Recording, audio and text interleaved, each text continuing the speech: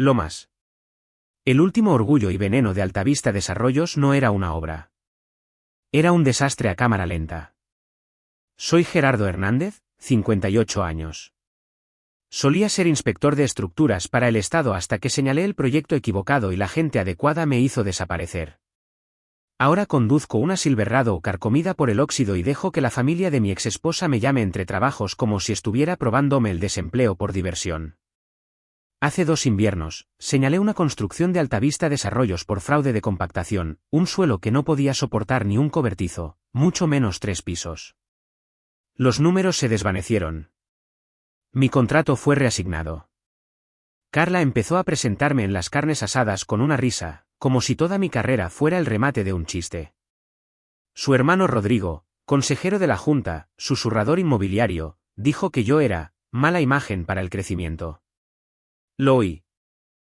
Cada maldita sílaba. Así que volví como parte del equipo de limpieza. Casco abollado por el derrumbe de una estantería ya por el 2009. Chaleco de neón, 2 tallas más grande. Portapapeles arañado como si hubiera sobrevivido al incendio de una casa. No vieron a un inspector. Vieron a un quemado acarreando trozos de panel de yeso por 700 pesos y una torta. El invierno en Nuevo León debería morderte las mejillas. Este aire era químico y resbaladizo, como líquido de frenos en los pulmones. No había zumbido de trabajo, solo chasquidos agudos, un generador tosiendo, una grúa que daba saltos como si necesitara un quiropráctico. Esa mala espina apareció rápido. Varillas de refuerzo asomando como trampas. Palés agrietados, inclinados como rodillas malas. Cables enredados en charcos lo bastante espesos como para ahogar el juguete de un niño pequeño. No hace falta ser un profeta para ver venir un derrumbe. Solo necesitas tener memoria. Una nota rápida antes de continuar. ¿Desde dónde estás viendo esto? Deja tu país o ciudad en los comentarios. Trabajé el perímetro de la valla, despacio. Ojos bajos, oídos abiertos. Fue entonces cuando apareció el jefe de obra, Carlos Ayala. Demasiado limpio, demasiado ruidoso. Polo, casco impecable, gafas de sol como si creyera que las normas de seguridad laboral significaran, opcional ser un macho alfa atractivo. Se detuvo a centímetros de mi cara. Equipo de limpieza, ¿verdad? Montón del Este. Muévelo o te lo descuento del sueldo. No me reconoció. No recordaba el informe que dejé en su escritorio hacía 2 años como un cargador lleno. Mantuve la voz baja. ¿Sí, jefe? Se giró como si yo no mereciera una segunda mirada. Perfecto. La esquina este era exactamente donde necesitaba estar. La zona de la losa. La que sabía que habían falseado en las lecturas del núcleo. Mientras arrastraba paneles rotos y extremos de tubería, tomé el camino más largo, sacando algunas fotos con mi teléfono bajo el portapapeles. La losa parecía una esponja. Las bases de las columnas ya mostraban arrugas de tensión. Una viga tenía una junta fría tan mala que podías meter una moneda de 1 peso en la unión. No vine aquí por venganza. Vine por pruebas. No me iría con una simple preocupación. Esta vez, saldría de allí con un interruptor definitivo.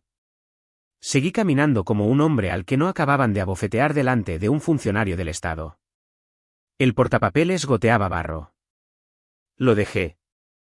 Si Carlos pensaba que iba a aguantar eso y largarme cojeando, no había aprendido una maldita cosa desde la última vez que eché abajo una construcción con papel y pruebas.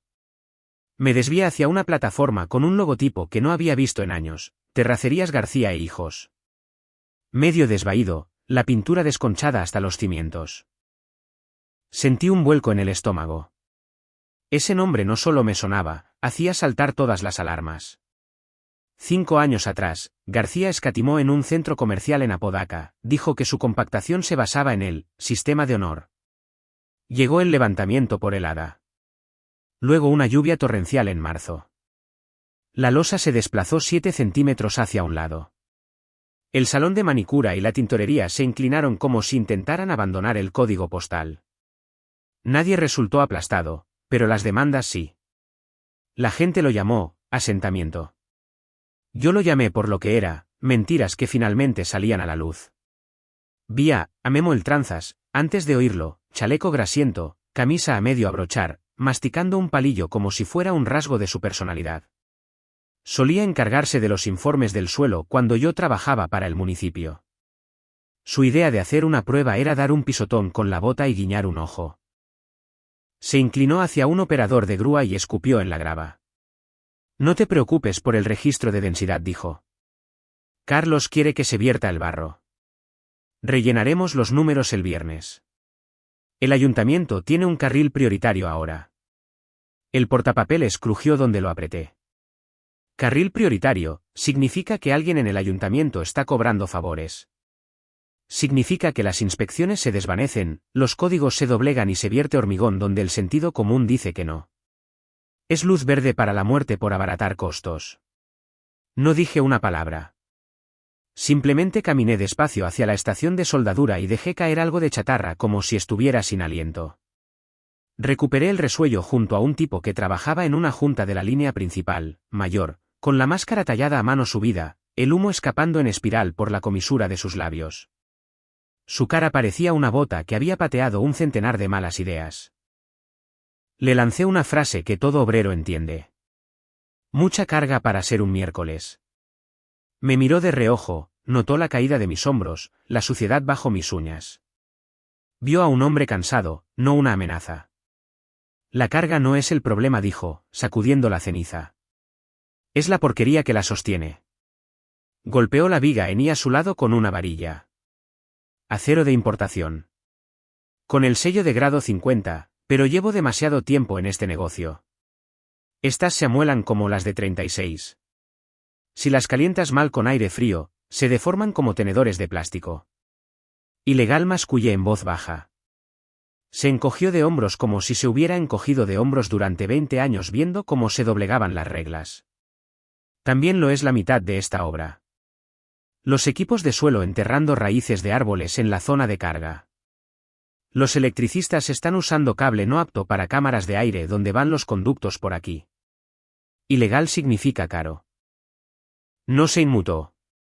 Sonaba como alguien que simplemente aguantaba su turno para llegar a la jubilación. Le creí cada palabra. Oculté el teléfono bajo el portapapeles y lo incliné como si estuviera mirando música. Fotografié el sello de la viga, Aceros del Norte, lote 4729. Eso me sonaba. El Inca había señalado exactamente ese lote el invierno pasado. Fallos por fragilidad a bajas temperaturas, fracturas en mitad de la soldadura. Basura pura. Nos dirigíamos a una helada profunda. El momento perfecto para un derrumbe. Me acerqué a la base de la columna donde su soldadura ya se estaba agrietando como si se arrepintiera de haber nacido. Saqué una foto nítida de la soldadura en ángulo, y luego una más desde abajo para captar la porosidad, como acné en la junta. Arriba en el pórtico, la voz de Carlos estalló como un petardo en un baño portátil. Basura. Muévete más rápido o vete a fregar los portátiles. Esa es tu velocidad. Apreté la mandíbula con tanta fuerza que mis molares zumbaron. No dije nada. Simplemente arrastré paneles de yeso como si no acabara de convertirme de nuevo en el hazmerreír de la obra. Una hora más tarde, la guinda del pastel, llamó Carla. Su voz tenía ese tono agudo y nasal que adoptaba cuando estaba a punto de empezar a medir mis fracasos. ¿Has terminado de hacer teatro? Porque la gala de mi hermana es el sábado, y es vergonzoso que todavía conduzcas esa camioneta. No mordí el anzuelo. No buscaba una respuesta, solo alguien a quien golpear. ¿Sabes?, añadió, los hombres de verdad proveen. Dejé que sus palabras soplaran como el viento sobre una losa a punto de ceder, planas y frías. Estoy trabajando, dije. No te va a gustar cómo acaba esto. Ni siquiera parpadeó. Simplemente colgó como si yo fuera una llamada de la que se arrepentía. Me dirigí al barracón de la obra. El tablón de permisos era lo que quería. Necesitaba ver quién había firmado qué, para rastrear el juego desde la ciudad hasta la tierra. Fue entonces cuando ella salió. Tacones beige, sonrisa beige. La regidora Marcela Durán. La niña bonita de las noticias locales. Todo dientes y títulos. La reconocí de un reportaje sobre seguridad escolar de hacía 2 meses. Carlos estaba justo detrás de ella, pelo engominado, risa falsa, diciendo que el papeleo era fluido, y prometiéndole que sería la primera en cortar la cinta. Ni siquiera me miró cuando él ladró. Solo parpadeó mientras él me quitaba el portapapeles de debajo del brazo y lo arrojaba al barro. Recógelo, espetó, a todo volumen, como si necesitara un público. Y lo hice. Me agaché despacio, las rodillas crujieron, no dije una palabra. Pero en ese segundo, inclinado en el fango frío, con el portapapeles goteando, algo hizo clic. Carlos pensó que me había roto de nuevo. Pensó que me había convertido en el chiste con chaleco y sin voz. Al anochecer, apunté la Silver Rado hacia el norte y dejé que el calefactor traqueteara como si fuera a rendirse. Entré en un restaurante de carretera junto a la carretera 57, de esos con casetas de vinilo agrietadas como nudillos viejos y un café que sabía como si hubiera luchado en 2 guerras y ganado ambas. Luz amarilla, letrero zumbante, sin hacer preguntas. Perfecto. Esteban Prieto se deslizó dentro 10 minutos después. Tenía un aspecto horrible. Corbata aflojada, ojeras, con los hombros encogidos como si esperara que le golpearan por la espalda. Esteban era un administrativo del municipio, a mediados de sus 40, un tipo decente en su día. Tenía agallas hasta que la hipoteca se hizo más grande que su coraje. No pidió nada, solo dejó un sobre de Manila sobre la formica entre nosotros como si pudiera explotar. Ni siquiera deberías estar pidiendo esto, dijo, con la voz ahogada en la garganta. Envolví mis manos alrededor de la taza, dejando que el calor hiciera su trabajo. No te lo estoy pidiendo. Tragó saliva. Me incliné lo justo. Te saqué de un apuro cuando tu supervisor intentó colgarte por un sello que faltaba en el 12. ¿Recuerdas esa auditoría? Sus ojos se alzaron de golpe. Lo recordaba. Me la debes, dije. Eso fue suficiente. Deslizó el sobre. Le temblaban tanto las manos que el papel chirrió. Lo abrí despacio. Permisos, montones de ellos, todos sellados de la misma manera, aprobado administrativamente bajo la norma R14. Solté un breve aliento por la nariz. La norma R14 era nueva. Tinta fresca. Un truco de magia que decía que ciertos promotores podían autocertificarse basándose en su reputación y trayectoria. Traducción: si estás en la lista, la física se doblega por tu dinero. Altavista Desarrollos estaba en la lista. Debajo de los permisos había una copia impresa de correos electrónicos. No necesité leer la página entera para sentir el golpe. Un asunto, en negrita, como una confesión, la grieta, solo cuestión de imagen. De Carlos Ayala al subdirector Ricardo Salgado. Lo leí una vez, y luego otra.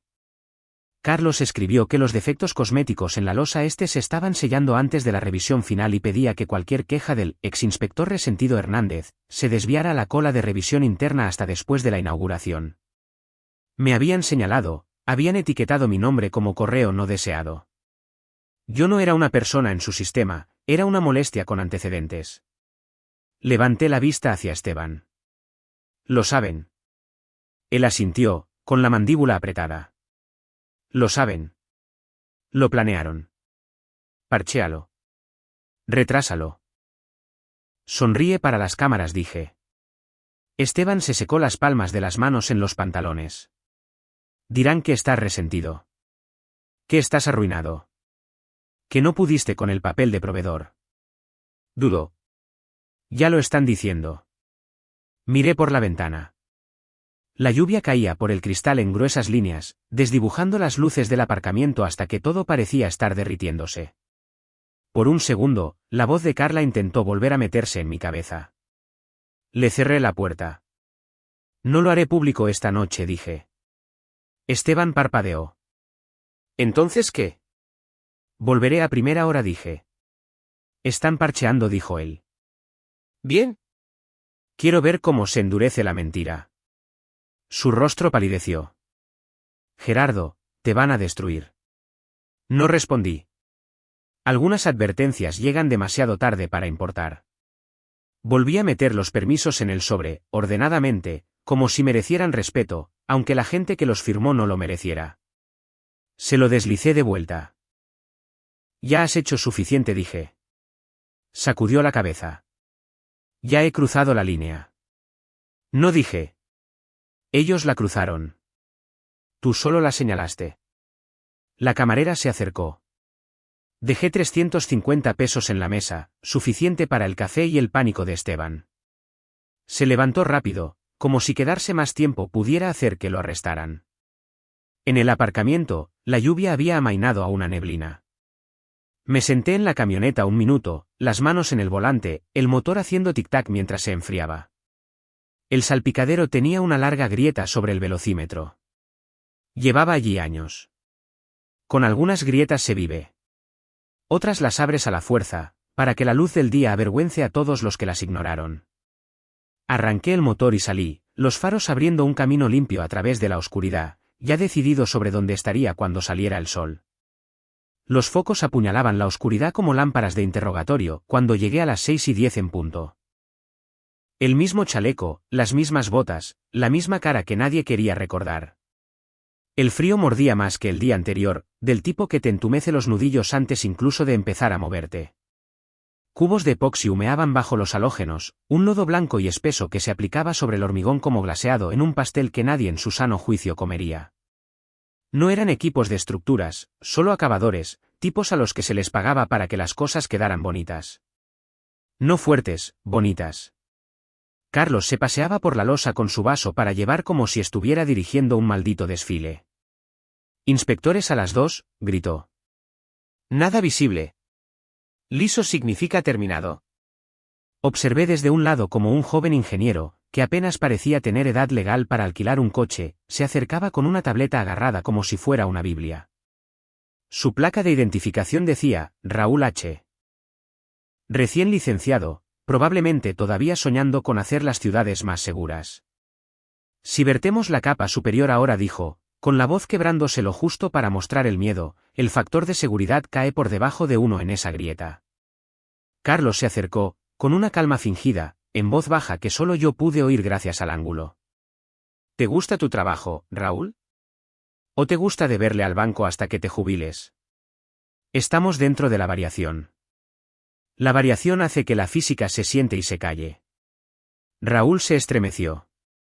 Se fue hacia el barracón como si hubiera olvidado cómo mantenerse erguido. No lo culpé. Todo hombre tiene un jefe al que desearía haber enfrentado y no lo hizo. Esa lección llega tarde y con dureza. Me acerqué con una escoba, asintiendo a los tipos de la limpieza. Carlos le estaba gritando a la alarma de marcha atrás de un montacargas al otro lado de la plataforma. Cobertura perfecta. Me deslicé bajo la cinta de precaución y me agaché junto a la losa. El epoxi todavía estaba pegajoso, con un olor dulce y extraño, como a plástico caliente y disolvente. Me agaché y saqué una brida de plástico de mi chaleco, deslizándola en la fisura donde la grieta era más profunda. Desapareció hasta el nudillo, y luego más. No tocó nada más que aire frío, y luego metal. Rasqué con la brida al sacarla, y salió de un color marrón óxido. Vacío y varilla de refuerzo comprometida. Clic, clic, clic. 3 ángulos, con marca de tiempo. Fotografié las líneas de vertido, la distribución desigual, la telaraña en el epoxi que ya parecía saber que estaba cubriendo una mentira. Hice un primer plano de los dientes de la varilla, oxidados y sin cumplir su función. Uno de los acabadores levantó la vista de su posición arrodillada y entrecerró los ojos. ¿Eres de inspección? Carlos quiere fotos del progreso para los informes diarios, dije, tranquilo y sin emociones. Asintió y siguió trabajando, alisando su pequeña capa de negación sobre una cavidad lo suficientemente grande como para albergar remordimientos. No perdí ni un segundo más. En la línea de la valla, me quité el chaleco en la caja de la camioneta, lo arrojé junto al portapapeles falso, abrí la caja lateral y saqué el viejo maletín que no había tocado en meses. Dentro, una chaqueta de color azul marino, limpia, planchada, que aún conservaba el leve olor de las salas de comisiones y el café quemado. El sello del gobierno del estado en el pecho, la identificación con cordón enganchada en el bolsillo interior. Gerardo Hernández, inspector de estructuras independiente, certificado por terceros. La licencia todavía era válida. La había mantenido activa haciendo trabajos de fosas sépticas rurales y revisiones de graneros, aunque la familia de Carla no lo recordara cuando bromeaban sobre que yo me había caído de la escalera. No me estaba cayendo. Solo estaba en silencio. Ya no. En la gasolinera de más adelante, conecté mi portátil a una señal de wifi y abrí el sitio de referencias del estado. Cargué todo el caso, el sello del lote de aceros del norte, los poros de la soldadura, la cadena de permisos con la norma R14, el correo electrónico de Carlos, solo cuestión de imagen, las fotos de la losa y el audio de Raúl siendo instruido para hacerse el tonto o arruinarse. Lo archivé como categoría 1, riesgo máximo. Fallo estructural probable. La pantalla se congeló por un segundo, y luego respondió. Estado, archivado. Una bandera roja apareció en la esquina. Parecía pequeña. Se sentía nuclear. Algunos hombres lanzan puñetazos. Yo presenté la verdad como un bisturí. Y esta vez, apunté a cortar profundo. Para la 1:40, la obra parecía un plató de cine pretendiendo ser un trabajo bien hecho. Había paja fresca esparcida sobre el barro como maquillaje. Letreros de pintura húmeda estaban pegados en barandillas que todavía olían a imprimación. Banderas ondeaban como si el patriotismo fuera a mantener unidas las vigas. Una mesa plegable ofrecía agua con gas y galletas envueltas en plástico que nadie tocaba. Todo era brillante, desesperado, falso. Los coches alineados junto a la valla no estaban hechos para el trabajo, estaban alquilados para impresionar. Alemanes, en su mayoría. La gente de Durán. La vi cerca del barracón principal con un casco nuevo, riendo como si ni siquiera supiera deletrear, responsabilidad civil. Los inversores se agrupaban cerca, riendo también como si el dinero hiciera las cosas reales. Carlos estaba cerca de ella, espalda recta, voz alta, tratando de desviar la atención. Tenía al funcionario de edificación de la ciudad a su lado, un tipo con manos suaves, una placa de clip y los ojos fijos en la mesa del catering, del tipo que inspecciona más los sándwiches que las losas. Aparqué a 2 manzanas y llegué a pie. Mantuve la camioneta oculta, no quería que la vieran y ataran cabos demasiado rápido. La placa alrededor de mi cuello reflejó el sol mientras me acercaba. Chaqueta azul marino limpia. Casco blanco bien puesto. Botas limpias lo justo para pasar. El guardia de la puerta apenas parpadeó. Vio el sello del Estado y se hizo a un lado como por acto reflejo. Las primeras cabezas ni siquiera me miraron 2 veces. Solo otro chupatintas aquí para asentir a Carlos y mantener las cosas en movimiento. Entonces Carlos miró y se detuvo a media frase. Sus ojos se encontraron con los míos, y por un segundo, pareció como si alguien le hubiera desenchufado la batería. Se le fue el color de la cara. Dio medio paso hacia mí, con una mano levantada como si pudiera apartar esto de un manotazo. Señora, esto es una. Su voz se quebró. Me detuve, con la voz firme. Gerardo Hernández. Estructuras del Estado. Se oyó una brusca inhalación de aire de algún lugar detrás de él. Alguien jadeó, de verdad, no de forma dramática. Quizá uno de los abogados que recordaba el nombre. Señalé a Carlos con mi portapapeles. Ayer, este hombre me asignó la tarea de limpiar los baños portátiles. Me llamó basura, públicamente. Su boca se abrió y luego se cerró. Durán parpadeó como si aún no entendiera las palabras. No esperé permiso. No lo necesitaba. Caminé directamente hacia la losa como si mi nombre estuviera en la escritura. Carlos me siguió, ladrando ahora. Esto es la perfección. Estás interfiriendo. Esto está terminado. Me detuve en el parche de epoxi y saqué un pequeño martillo de mi cinturón. Lo sostuve en alto para que todos pudieran verlo. No lo hagas, espetó Carlos. Eso es vandalismo. Me arrodillé y golpeé una vez, luego otra. La cáscara se desprendió al tercer golpe, frágil y hueca. Un trozo del tamaño de un zapato se desprendió limpiamente. Debajo, un vacío negro, varillas oxidadas, sin recubrimiento, sin integridad. Parecía una mandíbula abandonada en la tierra demasiado tiempo. El silencio se extendió por la obra como un apagón. Los inversores dejaron de reír. La sonrisa de Durán se congeló a medio rizo. El funcionario de la ciudad miró sus zapatos como si pudieran salvarlo. Me levanté, busqué en mi maletín y le entregué a Durán una copia del correo electrónico, La Grieta, solo cuestión de imagen, adjunto a un permiso sellado con Norma RE14. Le temblaban las manos al leerlo. El tipo de la ciudad tartamudeó, Esto era un flujo de trabajo basado en la confianza. Lo miré directamente a los ojos. Esa confianza acaba de expirar. Detrás de mí, oí el zumbido y el tecleo de teléfonos, abogados, planificadores, representantes de la Junta, todos despertando en tiempo real al hecho de que al hormigón no le importa el valor de mercado. Llamé por radio al capataz. Adelante, Ricardo, dijo, con la estática crepitando. Aquí Hernández. La orden del Estado está activa. Categoría A1.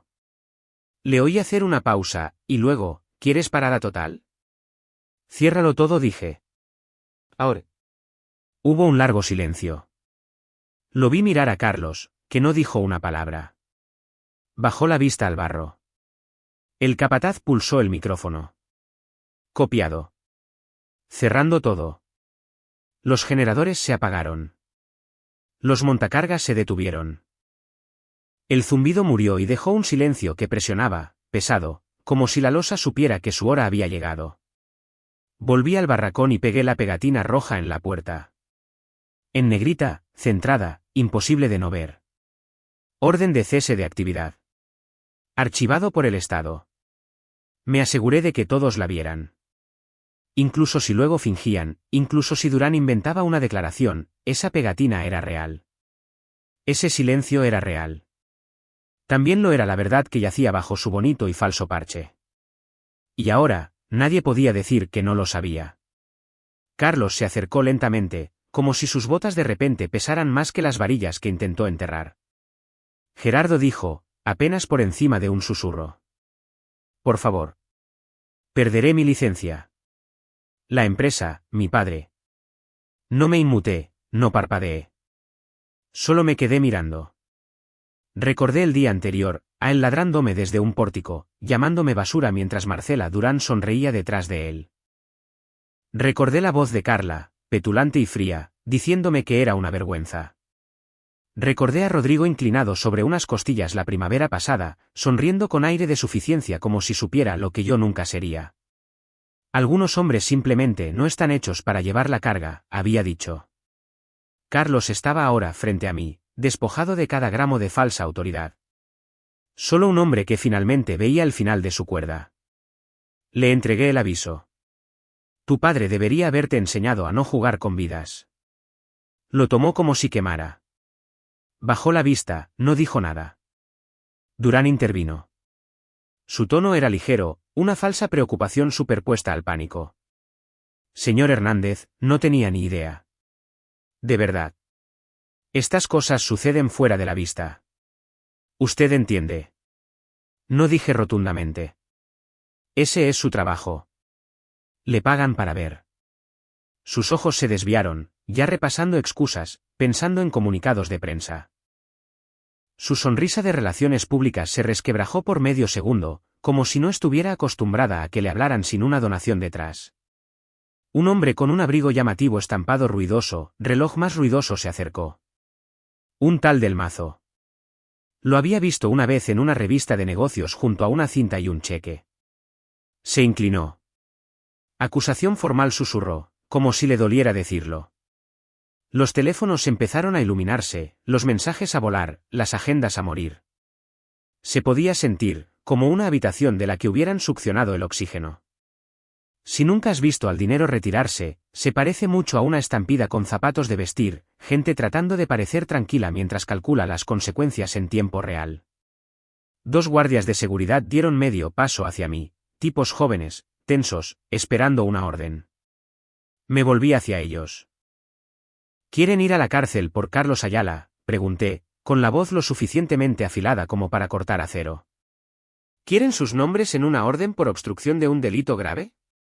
Se quedaron helados, no dieron un paso más. El funcionario de la ciudad, que había estado fingiendo admirar las lámparas, intentó fundirse con el revestimiento del barracón, su cara adquiriendo un débil tono rosado. No dijo una palabra. Raúl estaba a un lado, cerca de la zona de carga, con los brazos cruzados fuertemente, los ojos húmedos. Le di un pequeño asentimiento. Él me devolvió el gesto, rápido y agradecido. Me volví hacia los inversores, los llevé a lo largo de la línea de la viga expuesta. Sin drama, solo hechos. Señalé los sellos defectuosos, expliqué la fragilidad a bajas temperaturas y les mostré las fotos que había tomado 10 minutos antes de que intentaran cubrirlo con glaseado y esperanza. Mantuve un tono tranquilo, como quien guía a alguien para dar marcha atrás en una rampa para botes. Nada teatral, solo la verdad. Luego vino el golpe en el estómago, Carla. Dobló la esquina detrás del equipo de Durán, con una insignia de voluntaria ondeando en un cordón como si la hiciera relevante. Se detuvo cuando me vio, chaqueta azul marino, insignia limpia, martillo todavía en mi cinturón. Sus labios se separaron como si quisiera decir algo suave. Luego su rostro se recompuso. Gerardo dijo, con voz cortante. Esto no da buena imagen. Miré su insignia, luego a ella. No dije. Por una vez, es una imagen honesta. Miró a Durán, midiendo a qué distancia ponerse, tratando de averiguar qué lado protegería su imagen más rápido. No se inmutó. Entonces apareció Rodrigo, con la cara sonrojada, el teléfono pegado a la mano. No saludó, fue directo a Durán, con la voz baja y rápida. ¿Es solo un hombre con rencor?, preguntó. Me acerqué y le entregué una copia impresa del correo electrónico de Carlos. Solo cuestión de imagen, el asunto resaltado en amarillo. Lo leyó una vez, se puso pálido. Lo llevaremos a juicio, murmuró. Lo intentarás, dije. Trae una calculadora y un mapa de la cárcel. Fue entonces cuando llegaron las patrullas. 2 policías estatales, caminando rápido, con los portapapeles ya fuera. No aquí para hacer preguntas, aquí para tomar declaraciones. Les di el paquete completo, todo lo que tenía. El más viejo echó un vistazo a la orden de cese de actividad, luego miró hacia Carlos, que estaba a un lado como un hombre que había olvidado cómo funcionaban sus piernas. La sonrisa de Durán se rompió en los bordes. Parecía que acababa de morder algo que no podía tragar. Un fotógrafo de las noticias locales sacó una foto. Carlos estaba allí, sosteniendo el paquete rojo como si fuera una carta de despido de Dios. He visto a hombres perder sus trabajos, los he visto salir llorando, a puñetazos, maldiciendo. Pero cuando una carrera se acaba, ese momento es diferente. Hay una mirada. Cruda, vacía, perdida. Él la tenía. Carla intervino, con la voz baja y cercana. Podrías haberme llamado antes de hacer esto tan feo. Quizá podríamos haber llegado a un acuerdo. Me miré las manos. Una cicatriz en el pulgar derecho de un soporte de vigueta en 2003. Todavía abultada, todavía mía. Te llamé, dije. Durante 3 años. Te gustaba más cuando sonaba insignificante. No se sonrojó, solo frunció el ceño como si yo llegara tarde a una cita que nunca había aceptado, luego se volvió hacia Durán como si nunca me hubiera conocido. Firmé la última página para los policías y me volví hacia el capataz. Dals a tus muchachos 2 minutos para apagar los paneles de forma segura, dije. Él asintió. Brazos gruesos, ojos cansados. Casi renuncio el mes pasado. Lo miré fijamente. Casi no detiene un derrumbe. No discutió, solo se quedó allí con esa mirada lejana que tienen los hombres cuando finalmente se dan cuenta de que, casi, no significa lo suficiente. En la camioneta, la adrenalina me golpeó de lado. Me temblaban las manos como si hubiera estado en un accidente, como si mi cuerpo aún no supiera que todo había terminado. Me senté de golpe, abrí la cola tibia en el portavasos y me quedé mirando las colinas. Dejé que el ruido se desvaneciera. Mi teléfono se iluminó antes incluso de quitar la tapa. Esteban. Santo cielo, lo hiciste. Luego otro. Están entrando en pánico. Un mensaje de voz de algún reportero de noticias local. Hola, señor Hernández. Solo me preguntaba si querría hacer una declaración oficial como el héroe denunciante. Lo borré a la mitad. No me gusta esa palabra, héroe. La gravedad hizo la mayor parte del trabajo. Yo solo no les dejé mentir al respecto. Las notificaciones seguían sonando. Apagué el sonido. Los titulares empezaron a llegar. Visita de Altavista detenida. El Estado señala fraude estructural. Una foto mostraba a Carlos esposado, con los policías detrás de él como sujetalibros. Parecía aturdido, como si todavía no se hubiera dado cuenta de que el juego realmente había terminado. Un recuadro tenía el control de daños de Durán: nos tomamos las acusaciones muy en serio y cooperaremos plenamente con los investigadores. Estaría diciendo, seguridad comunitaria, antes de la cena y despidiendo a su equipo de relaciones públicas para el domingo. Ya había visto ese baile antes. Otro sonido. Nuevo mensaje. Andrés, mi hijo. Tiene 24 años, escuela de soldadura, vive principalmente con su madre. Pensé que lo había perdido por su versión de mí, vago, resentido, acabado. Su mensaje eran 6 palabras. Vi el vídeo. Orgulloso de ti. Así es como los hombres de verdad dicen las cosas que importan. Sin rodeos, sin segundas tomas. Lo leí 2 veces, y luego otra vez. El nombre de Carla apareció a continuación. Una foto de la factura de reparación de un coche y una línea de texto: esto no ayudará con la pensión alimenticia. No respondí. No discuto con gente que solo sabe cómo retorcer las cosas para convertirlas en un peso que se supone que debo cargar. No gano peleas en burbujas de texto. Las gano con pegatinas rojas en las puertas de los barracones y acero que no se cae en el salón de la abuela. Esteban envió otro mensaje. ¿Estás preocupado? Le respondí. La preocupación es para las cosas que no puedes arreglar. ¿Y esto? Esto lo arreglé de la única manera que se mantiene arreglado. Arrastrándolo a la luz del día y quitándole su herramienta favorita, quizá nadie se dé cuenta. El viento se levantó un poco. Frío. Cortante.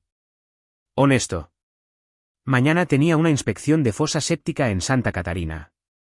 Dúplex pequeño, espacio de acceso bajo, sin aplausos, sin prensa. Me parece bien.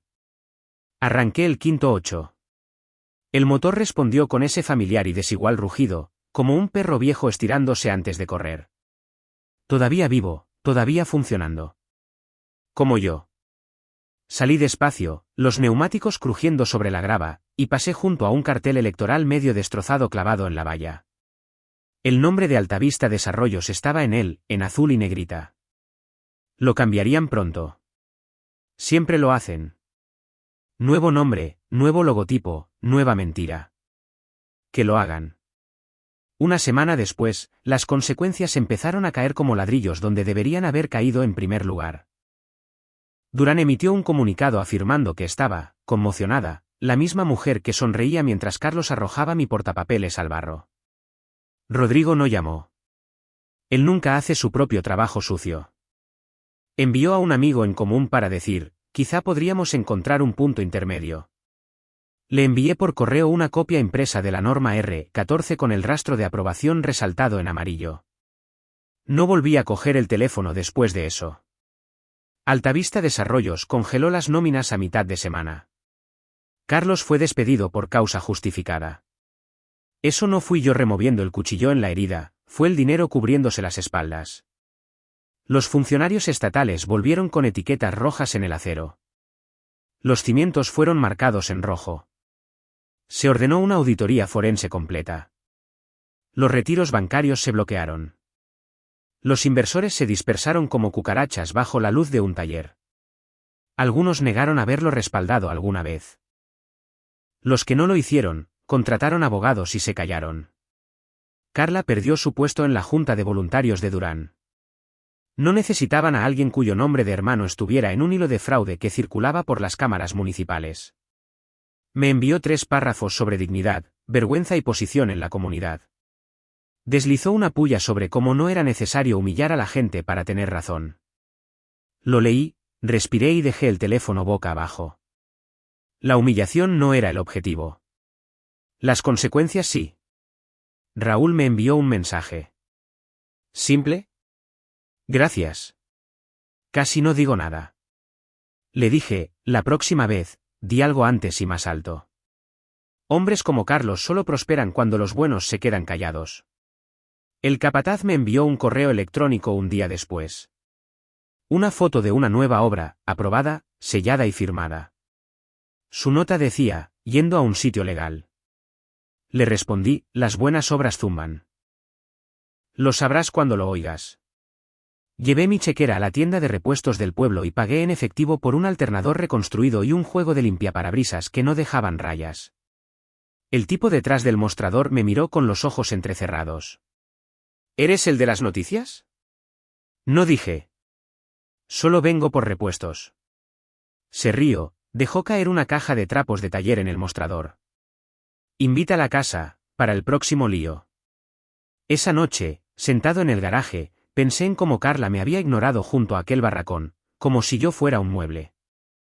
Solía destrozarme. Ya no. Algunas personas mantienen sus vidas limpias amontonando su basura sobre cualquiera que la cargue. Yo solía recogerla. Ya no. No creo en la venganza. Eso es solo un fuego que quema a ambos lados. Esto no fue venganza.